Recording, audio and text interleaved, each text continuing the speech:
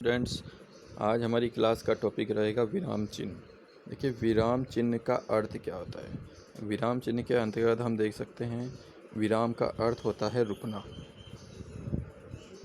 विराम का अर्थ क्या होता है? रुकना। चिन्ह का मतलब होता है संकेत, अर्थात वे संकेत जिनके माध्यम से रुकने का जो है वो बोध होता है। जैसे मान लो हम कोई भी सेंटेंस लिख रहे हैं, कोई भी वाक्य हम लिख रहे हैं, तो उस वाक्य में हमें कहाँ कहाँ पर बीच बीच में थोड़ा सा रुक कर के बोलना होता है। तो उसके लिए हमें कैसे मालूम चले कि भाई यहाँ पर रुकना है, यहाँ पर हमें थोड़ा कम सांस में बोलना है। तो इसके लिए जिन चिन्हों का इस्तेमाल किया जाता है उन्हें ही विराम चिन्ह कहा जाता है। अब विराम चिन्ह के अंतर्गत हम देख सकते हैं, जैसे कोई सेंटेंस है,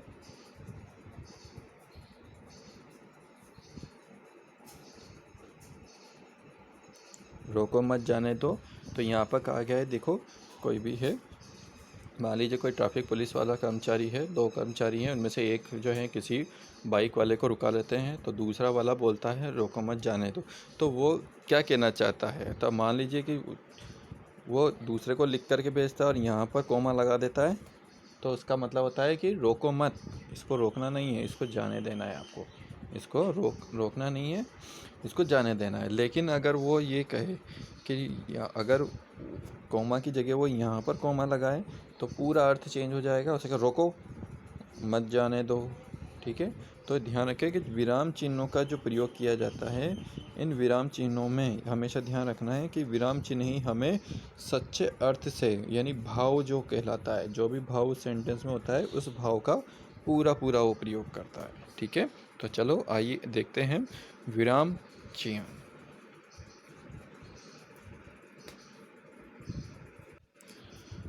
मानसी ने कहा, माँ कल मेरा नृत्य है, बाजार चलो, मुझे नृत्य के लिए वस्त्र चाहिए।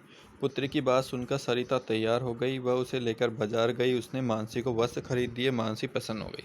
तो यहाँ हम देख सकते हैं कि इस वाली पूरे पैराग्राफ में जो 2 लाइन का एक पैराग्राफ बनाया हुआ है, इसमें कहीं भी विराम चिन्ह का प्रयोग नहीं किया गया है। कहीं भी विराम चिन्ह का प्रयोग नहीं किया गया है। तो हम ये देख सकते हैं कि इसमें कहीं भी हमें जो अर्थ निकलना चाहिए वो अर्थ नहीं निकल रहा है। हमें पता नहीं लग रहा है कि कहाँ पर हमें कोमा लगाना है, कहाँ पर क्वेश्चन मार्क है, कहाँ पर इन्वर्टेड कोमा लगाना है। ठीक है, तो जब तक हम विराम चिन्ह का सही प्रयोग नहीं करेंगे तब तक हमें उसका भाव जो कहना चाह रहा है लेखक, उसका पता नहीं चल पाता है। तो देखो, इसका सही अर्थ जो हम देखेंगे वो क्या है। यहाँ पर देखो, सटीक रूप में पूरा यहाँ पर लिखा हुआ है। मानसी ने कहा, कोमा लगा हुआ है और डबल इन्वर्टेड कोमा, साथ में विस्मयादिबोधक चिन्ह लगा हुआ है। माँ ने कहा, क्या कहा? माँ कल मेरा नृत्य है, बाजार चलो, मुझे नृत्य के लिए वस्त्र चाहिए। पुत्री की बात सुनकर सरिता तैयार हो गई, वह उसे लेकर बाजार गई। उसने मानसी को वस्त्र खरीद दिए, मानसी प्रसन्न हो गई। अब देखते हैं आगे। भाषा का मौखिक और लिखित प्रयोग करते समय, ये परिभाषा है इसकी, देखो, भाषा का मौखिक और लिखित प्रयोग करते समय भाव और अर्थ को स्पष्ट करने हेतु, यानी रुकना या ठहरना हेतु विराम के लिए जिन चिन्हों का प्रयोग किया जाता है उन्हें ही विराम चिन्ह कहते हैं। तो भाषा का मौखिक रूप हो या लिखित हो, उनका भाव और अर्थ, हमें क्या चाहिए? भाव और अर्थ चाहिए, को स्पष्ट करने हेतु विराम के लिए, यानी रुकने के लिए, ठहरने के लिए जिन चिन्हों का हम प्रयोग करते हैं उन्हें ही विराम चिन्ह कहते हैं। अब हिंदी में निम्न प्रकार से विराम चिन्ह यहाँ पर प्रयोग किए गए हैं। सबसे पहले बारी आती है, देखो, पूर्ण विराम की। पूर्ण विराम इस प्रकार से लगाया जाता है। ठीक है, फिर आता है अल्प विराम, फिर आता है हमारा अर्ध विराम। ठीक है, फिर आता है प्रश्न सूचक चिन्ह, फिर आता है विस्मयादिबोधक चिन्ह, फिर आता है उपविराम या अपूर्ण विराम। ठीक है, ये हमने देखे हैं। फिर देखते हैं हम, देखो,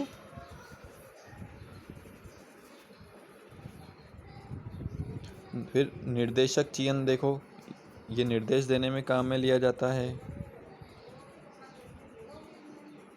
योजक चिन्ह इस प्रकार से काम में लिया जाता है। उद्धरण चिन्ह इस प्रकार से काम में लिया जाता है, कोष्टक इस प्रकार से काम में लिया जाता है, लाघव या संक्षेपक इस प्रकार से काम में लिया जाता है, और इत्यादि चिन्ह इस प्रकार से काम में लिया जाता है। त्रुटि पूरक हो या हंसपद हो, ये इस प्रकार से काम में लिया जाता है। विवरण चिन्ह को इस प्रकार से काम में लिया जाता है। तो हम यह एक प्रकार से देख सकते हैं कि इन चिन्हों का हम बारी बारी से प्रयोग कर सकते हैं। ये निर्देशक चिन्ह होता है, ये योजक चिन्ह होता है, ये उद्धरण चिन्ह होता है, ये कोष्टक होता है, इसे लाघव या संक्षेपक चिन्ह भी बोलते हैं, इसे इत्यादि चिन्ह भी बोलते हैं, त्रुटि पूरक बोलते हैं, काकपद या हंसपद, और इसे विवरण चिन्ह बोलते हैं। अब पहली बारी आती है पूर्ण विराम की। पूर्ण विराम होता क्या है? देखो, पूर्ण विराम के अंतर्गत देख सकते हैं वाक्य में किसी कथन के पूर्ण होने पर इसका प्रयोग किया जाता है। यह वाक्य की पूर्णता को स्पष्ट करता है। प्रश्नवाचक और विस्मयादिबोधक सूचक वाक्यों के अतिरिक्त इसका प्रयोग सभी प्रकार के वाक्यों में होता है। ऐसा पहला, यह बस सुब्रतो पार्क जाएगी, रिक्शा वाला आ गया है, मैंने लघु कथा पढ़ ली थी, मेरी परीक्षा अच्छी हुई है। ठीक है। फिर आता है सेकंड, अल्प विराम। अल्प विराम देख सकते हैं हम, वाक्य में आए किसी शब्द विशेष पर बल देने के लिए इसका प्रयोग किया जाता है। इसका तत्समान शब्दों, उपवाक्यों, वाक्यांशों को अलग करने के लिए इसका प्रयोग किया जाता है। वाक्य में संबोधन के स्थान पर भी इसका प्रयोग होता है। जैसे मैं करनाल, कैथल, लुधियाना और चंडीगढ़ गया। तो देखो, इन तीनों स्थानों का बोध कराने के लिए यहाँ पर कोमा लगाया गया है, और जब और शब्द आ जाता है तब आपको कोई कोमा नहीं लगाना है। सलमा को जो कहना है कहने दो, दौड़ो भागो दुकान में आग लग गई, भाइयों संकट की इस घड़ी में एक हो जाओ, जो कविता तुमने लिखी है उसे सुनाओ। फिर देखिए अर्धविराम। अर्धविराम का प्रयोग, इसका प्रयोग उपविराम से कम और अल्प विराम से अधिक किया जाता है। उपविराम दो बिंदी के रूप में होता है और अल्प विराम कोमा के। तो इनके दोनों के बीच में जो समय लगता है, ना तो अल्प विराम के बराबर ना उपविराम से कम। तो जैसे छोटे छोटे दो या दो से अधिक एक ही वाक्य पर आश्रित वाक्यों की श्रृंखला में आपको ध्यान रखना है। जैसे हम देखते हैं, उमेश कॉलेज जाना चाहे तो जाए, घर पर रहना चाहे तो रह जाए। ये दोनों सेंटेंस डिपेंड है फर्स्ट वाले सेंटेंस पर। तो इसलिए इन दोनों के मध्य जब ये सेंटेंस आए तो इस पर यहाँ पर आपको अर्धविराम लगाना होगा। समुच्चय बोधक अवयव में भी इस प्रकार से होता है और समान अधिकरण के वाक्यों में भी इसी प्रकार से किया जाता है। फिर आता है देखो प्रश्न सूचक चिन्ह। प्रश्न सूचक चिन्ह क्या होता है? आप सभी जानते हैं, इसका प्रयोग प्रश्न सूचक वाक्य के अंत में किया जाता है और इसके साथ साथ संदेह में और अनिश्चितता प्रकट करने के लिए भी इसका प्रयोग किया जाता है। इसके उदाहरण हम देख सकते हैं, क्या तुमने मृत्यु की हाट लघु कथा पढ़ी?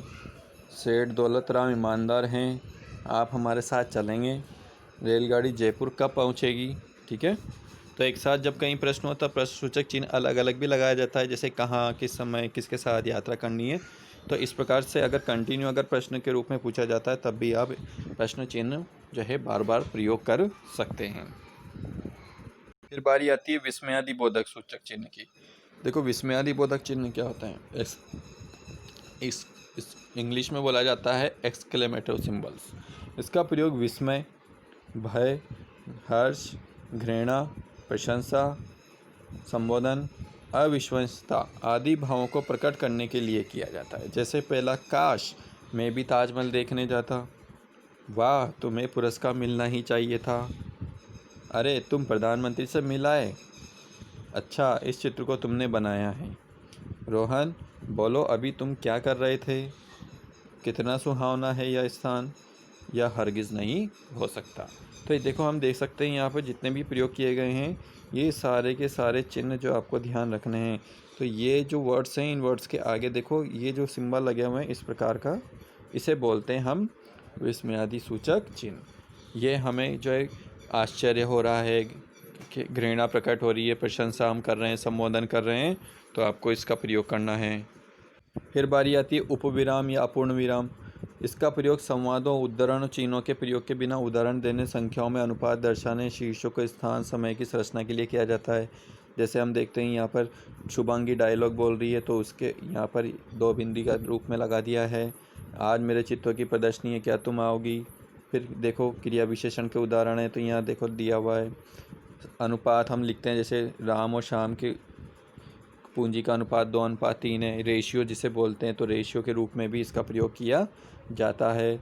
समय दर्शाने के लिए, स्थान दर्शाने के लिए भी आप जो है इसका प्रयोग कर सकते हैं। ठीक है। फिर आता है निर्देशक चिन्ह।